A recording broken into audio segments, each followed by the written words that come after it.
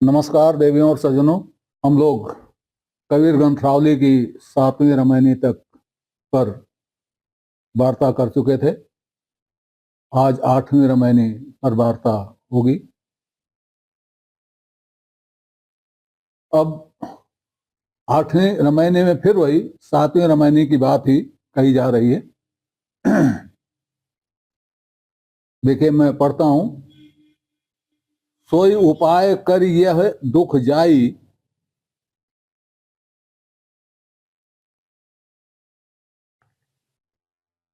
सोई उपाय कर यह दुख जाई, ये सब पर हरि विषय सगाई, माया मोह जरे जग जा आगी, ता संग जरस कौन रस लागी। महात्मा कबीर कहते हैं कि वही उपाय करो जिससे यह दुख चला जाए। कौन सा दुख? जिसका वर्णन ऊपर कर आए हैं। सबसे बड़ा दुख क्या है? ये आवागमन का दुख। तो ऐसा उपाय करो कि यह दुख चला जाए, समाप्त हो जाए। और कैसे उपाय होगा ये? परिहरि विषय सगाई, विषयों से प्रेम छोड़कर ही उपाय होगा। विषयों से प्रेम छोड़कर ऐसा उपाय करो कि यह दुख चला जाए। असल में दुखों का कारण विषय ही है। तो जब विषय छोड़ दिया जाएगा तो उपाय अपने आप हो जाएगा। विषयों का छोड़ना ही उपाय है। तो विषयों का छोड़ना उपाय स्वयं में उपाय है और विषयों का छोड़ना साधन भी है। दोनों है। ये साधन और साध्य दोनों है। तो महात्मा कबीर कह रहे हैं कि वही उपाय करो जिससे यह दुख चला जाए, और यह उपाय करो विषयों से नाता छोड़कर, विषयों से प्रेम छोड़कर। इसमें शब्द सगाई आया है। सगाई का मतलब सगापन, प्रेम ही होता है। आपने सुना होगा, समन से ऊंची प्रेम सगाई। वही सगाई है ये। हमारा विषयों के प्रति हमारी सगाई हो गई है। विषयों से हमें प्रेम हो गया है।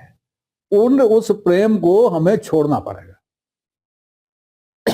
फिर कबीर कहते हैं, माया मोह जरे जग आगी, ता संग जरस कौन रस लागी। यह संसार, सारा संसार माया मोह की आग में जल रहा है। सारा संसार माया मोह की आग में जल रहा है। कबीर कह रहे हैं कि उसी के साथ तू भी जल रहा है।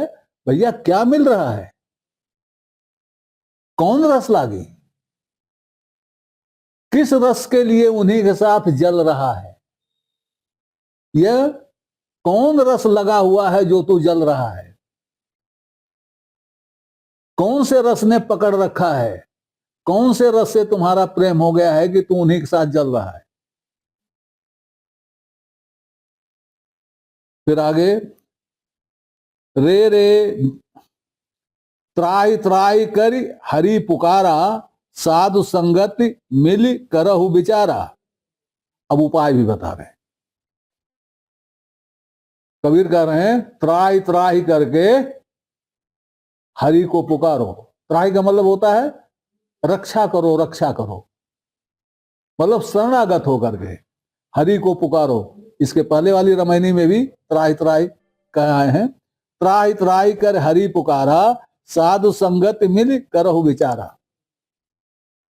शरणागत होकर के रक्षा के लिए हरि को पुकारो और साधु की संगत करके विचार करो, या साधु की संगति करने पर विचार करो। रे रे जीवन नहीं विश्रामा, सब दुख खंडन राम को नामा। और हे मनुष्य, यही जीवन विश्राम नहीं है, यही जीवन विश्राम नहीं है, यही जीवन आखिरी नहीं है, यही जीवन अंत नहीं है, इसके आगे भी कुछ है, इसके आगे भी कुछ है। तो रे रे जीवन नहीं विश्रामा, सब दुख खंडन राम को नामा। अब जब यह विश्राम नहीं है, इसके अलावा कुछ और है, उस और का पता नहीं है। और दो हो सकते हैं, या तो यह हो सकता है कि पुनः जीवन में आए, या यह हो सकता है कि मुक्त हो जाए, दो ही है। तो पुनः जीवन में आएंगे तो दुख कहां छूटा? दुख तो छूटा नहीं। जिस दुख के छोड़ने का उपाय करने को कहा जा रहा है, तो उसका उपाय क्या है? एक तो पहले बता दिया, त्राहि त्राहि कर हरि पुकारा, पहले बता दिया कि विषयों से प्रेम छोड़ो। दूसरा, त्राहि त्राहि करके हरि को पुकारो। तीसरा, साधुओं की संगत करो। और चौथा, दुख खंडन राम को नामा। दुख को खंडित करने वाले, दुख को समाप्त करने वाले राम का नाम लो, राम का नाम लो, राम को स्मरण करो। राम नाम संसार में सारा। बहुत आसान बात है। राम नाम संसार का तत्व है, राम नाम ही संसार का सार है। राम नाम भव तारनहारा, और यही राम नाम भवसागर से पार उतारने वाला है। राम नाम भवसागर भव तारनहारा। अब आगे बड़ी ऊंची बात कह रहे हैं। यहां तक हो गया कि ये करो ये करो। अब आगे हो रहा कहा जा रहा है कि जहां फंसे हुए हो वो उपाय नहीं है। कैसे कहा जा रहा है? सुमृत वेद सबय सुमय, नहीं आवे कृतकाज। अस्मृत वेद सब सुनते हैं, सुना जाता है, लेकिन नहीं आवे कृतकाज। लेकिन यह किसी काम नहीं आता, यह किसी काम का नहीं है, यह व्यर्थ है। स्मृतियां, वेद सब जो सुनने वाली चीजें हैं, जो सुनी जाती हैं, ये सब किसी काम की नहीं है, सब व्यर्थ है। कैसे व्यर्थ है? कबीर एक उपमा दे रहे हैं। जैसे कुंडिल बनित मुख, मुख शोभित बिन राज। नमस्कार देवियों और सज्जनों, चैनल का नया अंक प्रस्तुत करते हुए मैं उन सभी दर्शकों का आभार व्यक्त करता हूं जिन्होंने चैनल को सब्सक्राइब किया, लाइक किया और जिनके प्रोत्साहन से चैनल नई ऊंचाइयां छू रहा है। नए दर्शकों से अनुरोध है कि वो कृपया पूरा अंक देखें, चैनल को सब्सक्राइब करें और अपनी लाइक दें। समय समय पर अपनी जिज्ञासा भी प्रकट करें, इसके लिए हम आपके आभारी रहेंगे। शुभम भूयात। नमस्कार।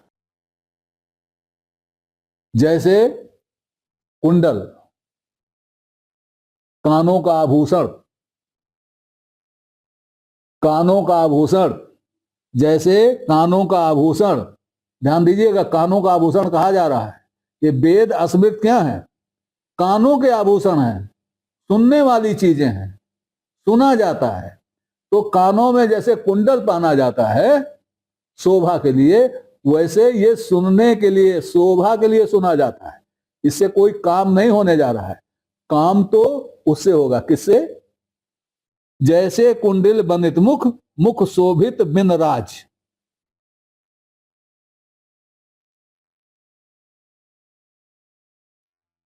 कुंडल पहनी हुई वनिता और बिना कुंडल के सौभाग्य वाली वनिता, दोनों के मुख की शोभा में जो अंतर है, वही अंतर है दोनों में। आसानी से समझने के लिए गोस्वामी तुलसीदास की चौपाई ध्यान में लाइए। वसनहीन नहीं सोह सुरारी, सब भूषण भूषित वर नारी।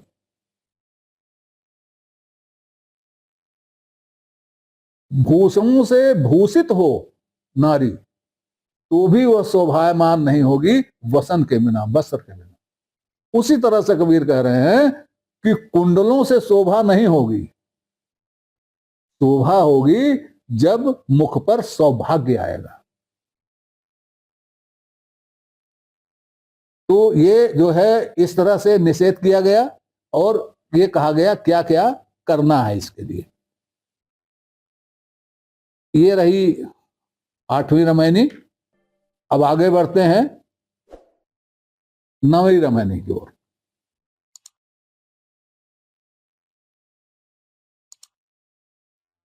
नवीं रामायणी का एक पाठ कर देते हैं पूरा, कुछ बताने के लिए। इसका पूरा पाठ करते हैं कुछ बताने के लिए आपको।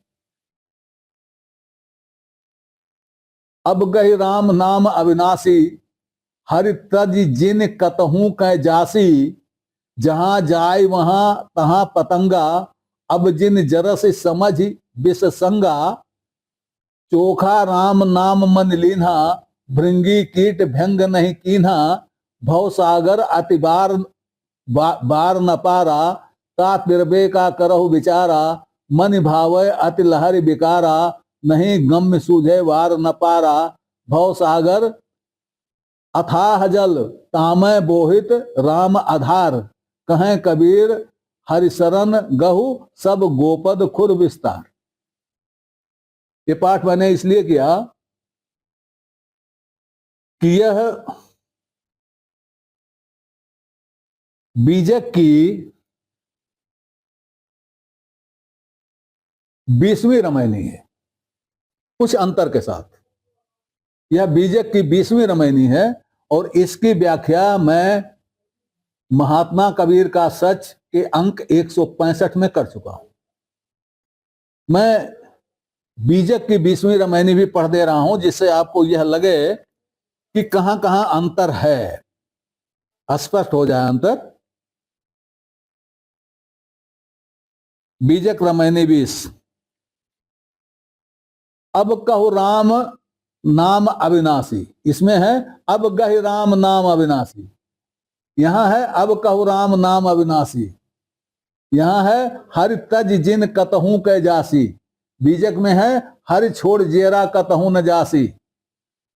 फिर है जहां जाय वहां तहां पतंगा, अब जिन जरस समझ विष संगा, जहां जाहु तहु हो पतंगा, अब जन जरहु समुझ विष संगा।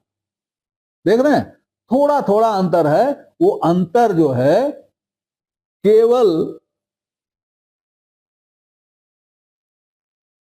शब्दों के इधर उधर से है और उनकी स्पेलिंग से है, बाकी कोई अंतर नहीं है।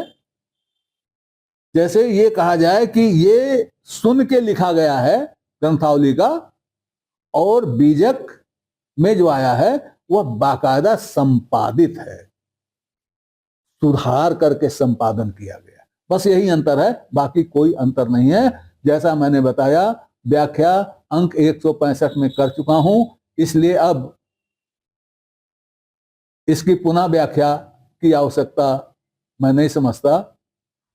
और आप इसको और स्पष्ट देखना चाहते हो तो महात्मा कबीर के सच का अंक 165 देख लीजिए,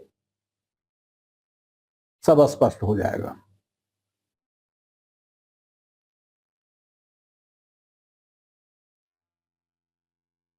तो मैं समझता हूं कि